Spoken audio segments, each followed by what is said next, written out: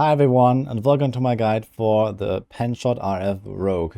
This is my choice for the Abattoir of Zir. This is the build I'll be starting with to try to push the highest possible tier in new endgame content.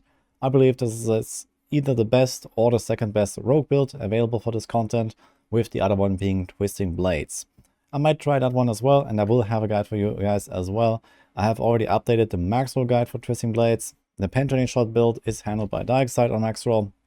And he is also planning to add this lucky hit poison variant here, based on my planner basically. And well, as you can see, it is actually really strong. I've been playing this for a while now, trying it out in T109 dungeons for the most part. You see I can delete a butcher. I have also been able to solo world bosses in like 20 seconds with this build. It does have pretty good single target damage output, but the main strength really is the AoE damage.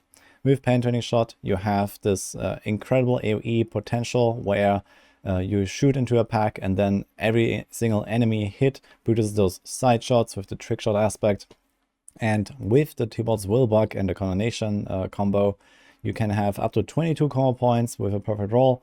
And those combo points give you insane amounts of lucky hit chance. So I can show this in action actually. But basically the combo point effect of Pen Shot, besides getting extra damage, is that you get extra lucky hit chance. And this makes it so that the lucky hit value with 22 combo points just scales through the roof, and you can trigger effectively every single effect in the game all the time. So when you go here to the training grounds, you're gonna see this. There's also some other bug, I think, with Cunning Stratagem board that increases the non-damage combo point effects. This is this legendary note here on the rogue. So it says plus 33%, so you're supposed to get a bit more lucky hit. But because of spaghetti code, it's actually much more than that. So you see this here. I have 22 combo points now, and I have 956% lucky hit with Pen Shot just standing there. And yes, you can have more than 100% lucky hit. And this means that it's basically just like multiplies every single chance by roughly times 10. So in this case, for example, the Bursting Venoms aspect has 150% chance to trigger. So basically every single enemy hit with a poison imbued shot will trigger Bursting Venoms. So you have these poison puddles everywhere. You can see this in action here when I do multiple dummies. If I just like press poison imbue and I shoot, yeah, all of these guys basically spawn a poison puddle, as you can see. And then this can trigger X-Files Ring, for example. So you get these poison puddles from Bursting Venoms. I guess this is yet another bug, but they do proc X-Files Ring. So you get these poison explosions. And there's some other stuff you can trigger. For example, you can have the Umbers aspect. So every time you fire your pen shot into a pack like this with your combo points, you'll see that it will have 5 Dark Shroud stacks immediately, basically, when I crit with my pen shot. So you see here. So we have 4 because I didn't crit on many targets. But if you have relatively high crit chance and there's like a decently sized pull, you get like a lot of these Umbers procs here. And there can be like other small effects. For example, I have Doombringer in this setup here on my Uber variant at least. You get this 5% chance to heal with like 1000% lucky hit. That's actually 50% chance to heal. So 50% chance when you hit any enemy, you get a lot of healing. And when you have like a pull of like 10, 20 enemies, you can easily heal for like 5k, 10k per shot, like half your life or so. Your life is just gonna jump up immediately, basically. And whatever else you have in terms of lucky hits. In this build, not all too much, but it can also use, you know, other effects, other aspects in some cases to trigger more effects. So there could also be something on the skill tree, for example, siphoning strikes. If you want to spec onto that, you can tons more healing. Or, for example, you can go for the mixed poison imbuement. You can guarantee that you get a double damage on the poison. However, I kind of went with this here to boost a single target damage, but either way would kind of work. So there are these kind of effects. There's also innovation, for example. You basically have a 100% chance to gain 8 energy when you hit a target, even with only 1 point in innovation. And yeah, a bunch of these effects basically that come together with this insane lucky hit potential. Kind of like an important thing here is the Cunning Stratagem. So when I remove this, you're gonna see that my lucky hit is way lower. So just this 1 point here, I go down to a 328% lucky hit. And if I put this back, you see it's 956. It's like triple. I don't know exactly why this is happening. This is just, you know, because some weird scaling, I guess. it's supposed to just give me way less, but this is how it works, and this is why this is included. So this is kind of like the base combo of the build. And for Abattoir of Zir in particular, I decided to go with this full poison combo just to get the maximum damage out of this whole build. So we have Bursting Venoms for the perma poison imbuement, and basically when you just stand here and you shoot into like these target dummies, you see there's these poison puddles everywhere, and now you see on my skill bar, I can just stand in there, I can have permanent poison imbuement, and you can stack up insane poisons. And kind of similar when you're doing like a solo boss fight, you can proc these poison puddles pretty easily because you have so many arrows on rapid fire. So you shoot like 27 arrows or something like that. So you're gonna see these things proccing all the time as well here with all the combo points. And like this, you can kind of like just like stack this up and then just, you know, spam your poison imbuement, do your combo with close quarters combat, for example. With rapid fire, you don't have like these guaranteed results, but since you have so many arrows, you see that it does proc pretty regularly, even on single target with rapid fire, as long as you get these 22 arrows out or these 22 combo points. And you see here, we're just gonna keep getting these poison puddles. So even when you're fighting like pesky, like very tanky elite, and you can kind of just tank it, you see here these poison procs go upwards of like 10, even 20 plus million ticks or so. You can get a lot of poison damage out there. It does not go as high as, for example, on Twisting Blades. There is definitely like slightly higher values possible with Twisting Blades and Poison Imbuement. This is due to the Blade Dancer bugs. But in general, the single target damage output is really good because Rapid Fire is very strong and it scales very well with all these extra combo points, giving you effectively 100% crit chance once you fire enough arrows. So you get plus 5% crit chance per arrow, and then you have enough lucky hit to regularly trigger Bursting Venoms. So like this, you have really good single target damage output, and you have the pen shot for AoE. So let's jump into the setup here. This is my pen shot RF planner that I made. This is with a few different variants here. So there are some other, like, you know, leveling variants, speed farming variants, etc. I've actually played this in T100s with like a pure physical build, no imbuements, for example. However, for Abattoir of Zir, I decided to go all in on the poisons, especially with this lucky hit combo. It is really valuable to stack these poisons. This is the way to deal the most damage on a rogue in general, on basically any build, and this is no exception. So we have the AoZ variant here. There's also one with Uber Uniques if you have those, if you want to go in that route. Especially the Doombringer is really valuable, I think.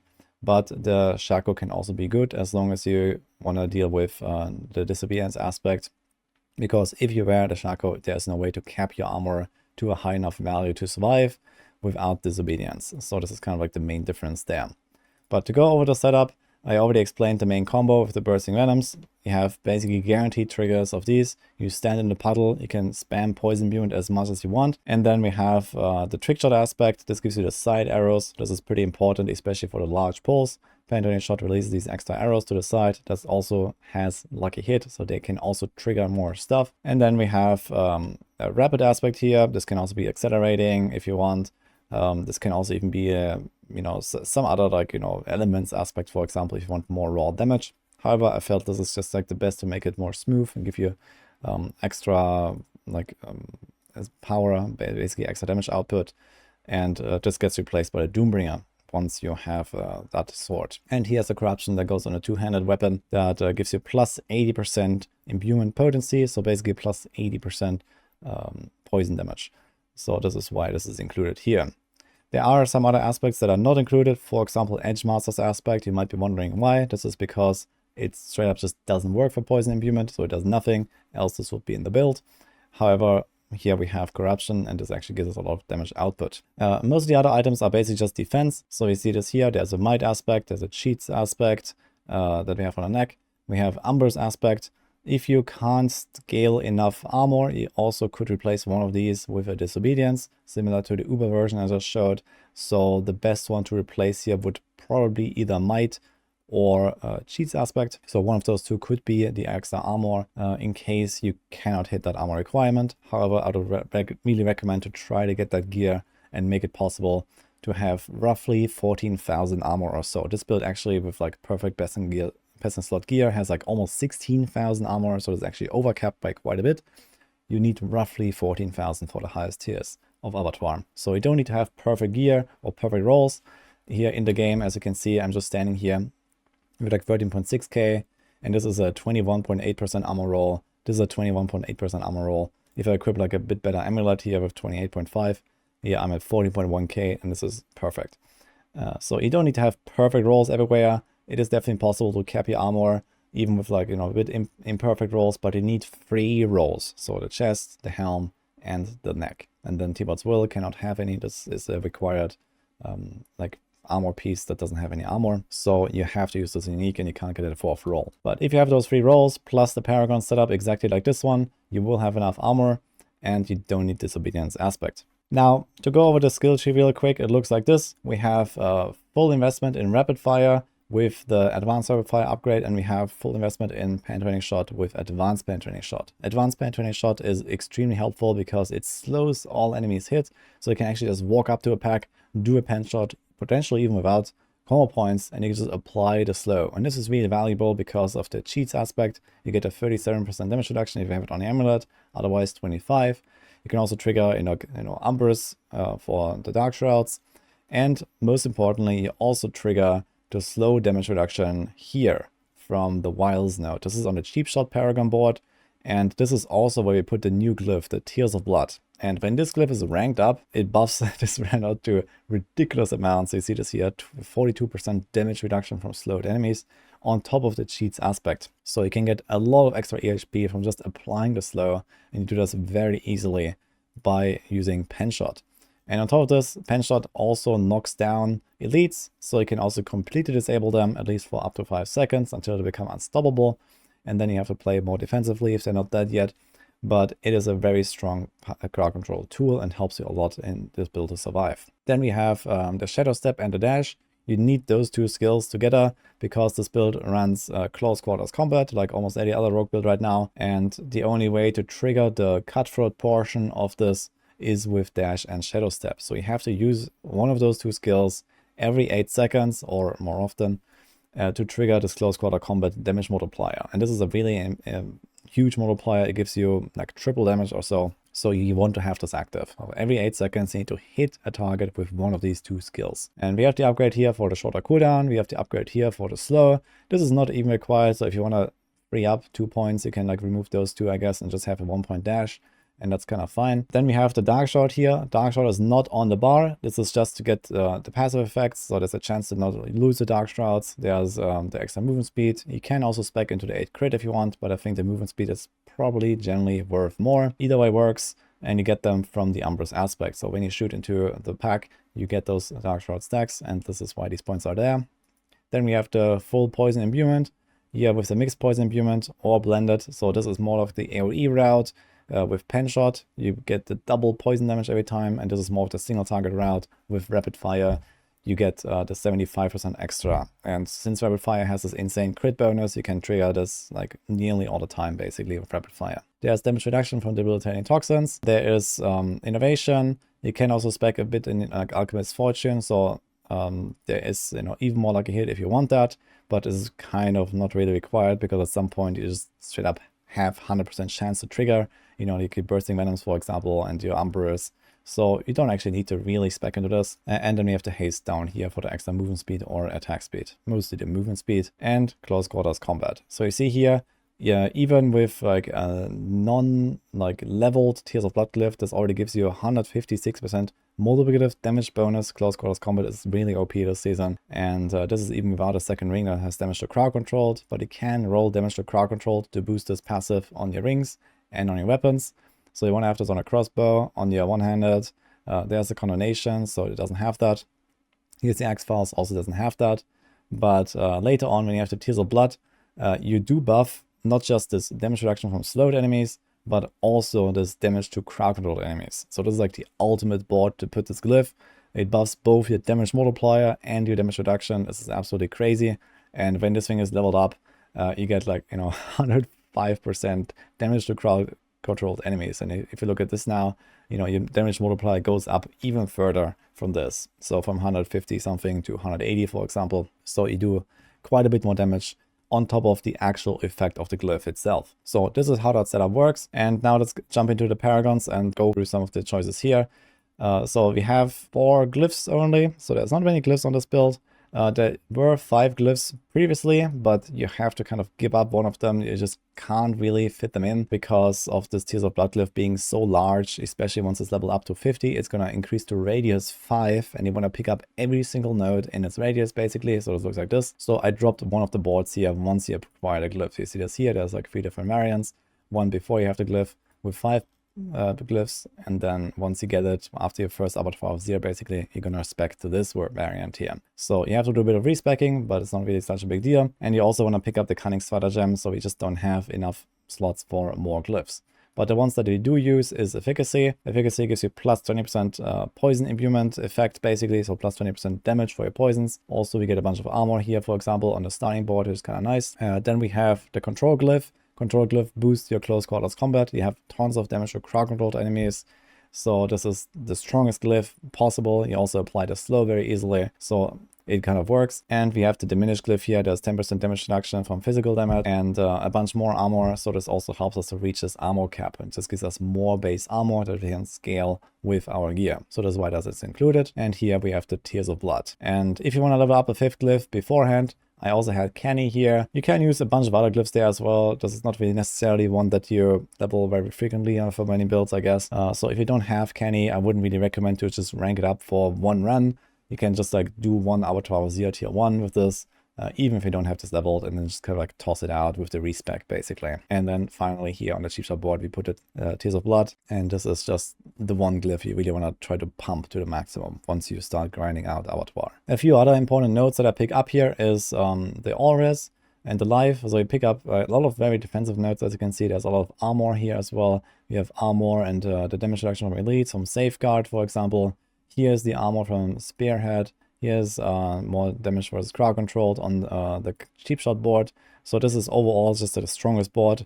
Then we have even more auras here on the Lairana's Instinct, and we're trying to buff like this control glyph to the maximum. There's Nimble for attack speed, kind of nice. And here we have the Tricks of the Trade board. We don't pick up the legendary node because we can't really activate it with Puncture, but we have armor, we have damage to elites, and there's some damage reduction. And finally, there's even more armor, and there's even more armor and res. And like this, it's pretty easy to actually cap your resistances. However, you have to have 5 rolls of resistances on your gear. You could make it with only 3, and then putting some other gems in your jewelry, but this means that you'll likely not hit this armor cap if you remove the gems, if you don't have skulls in there, because this 250 or rather 500 base armor with the multiplication from the extra rolls on a gear is most likely going to be too much of a loss to really make this happen without going for disobedience aspect. So I kind of like not having disobedience aspect, and I have the skulls.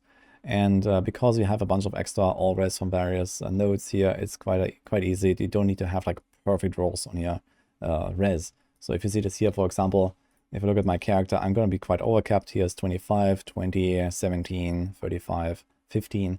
So you see I'm like very easily overcapped, and this also allows me to run, for example, resistance breaker maps very easily.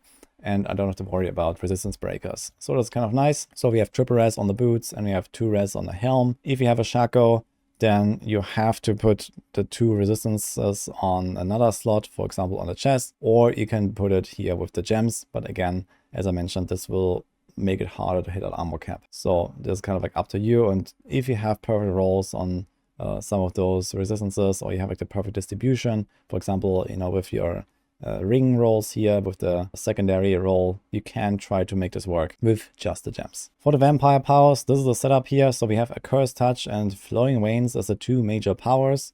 Accursed Touch gives us the opportunity to make everything vulnerable. So you might have seen this, but Prey in the Weak does not actually give you a 16% extra damage multiplier. However, it still makes everything vulnerable. And vulnerable is a requirement if you want to deal any kind of damage with poison builds on Rogue because of the corruption aspect.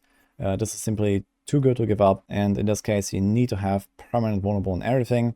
You can do that with Metamorphosis, so you don't have to run Accursed Touch, but I think that for most purposes it seems like it's just way easier with Accursed Touch to just, you know, shoot into the pack once. Because of the high lucky hit, you just trigger Accursed Touch on everything instantly. Everything is vulnerable forever. We don't have Exploit Glyph, we don't need to like metamorph through elites and stuff like that to make this work. So it is very easy and smooth.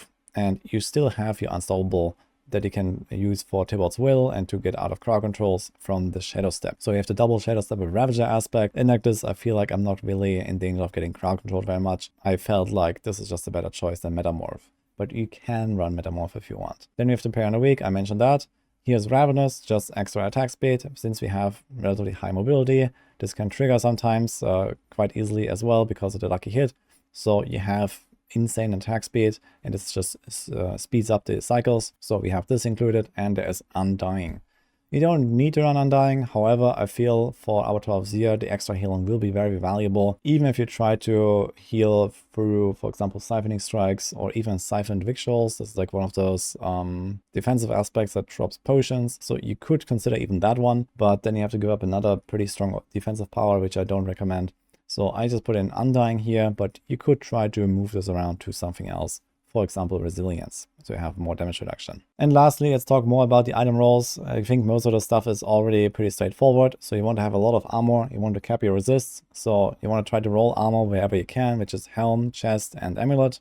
And then the resistances, 3 on the boots, 2 on the helm, and the rest on the chest is just pure damage reduction. You try to get as much as possible. Also for the Amulet, I do recommend that you go for a very defensive Amulet if you can. You can also have like some offensive stuff. For example, there can be movement speed that also translates, for example, to more attack speed with Ravenous. There can be passives like Exploit, Malice. There could be even debilitating toxins, deadly venom. So there are a few options here for passives, or you just go like all in on damage reduction. So for example, my amulet here, we have like armor, damage reduction, distant damage reduction, and cooldown. And if that cooldown, for example, was damage reduction from poisoned enemies also, that would be incredible. But this is already really good. You want to have as much damage reduction as possible just to make it as tanky as possible. Because the more you can tank enemies inside those poison puddles and you can just kind of shoot and do your thing, the better.